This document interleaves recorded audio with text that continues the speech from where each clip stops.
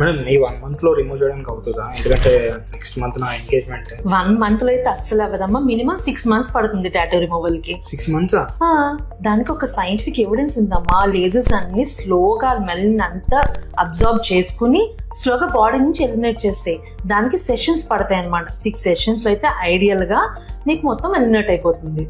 Fast గా remove చేసాం అనుకోండి, దాని స్కారింగ్ పడి పిగ్మెంటేషన్ పడి స్కిన్ పాడైపోతుంది మీకు. మీరు కూడా టాటూ ఇలానే సింగిల్ సిట్టింగ్ లో ఫ్యూ డేస్ లో పోతుంది అనుకుంటున్నారా?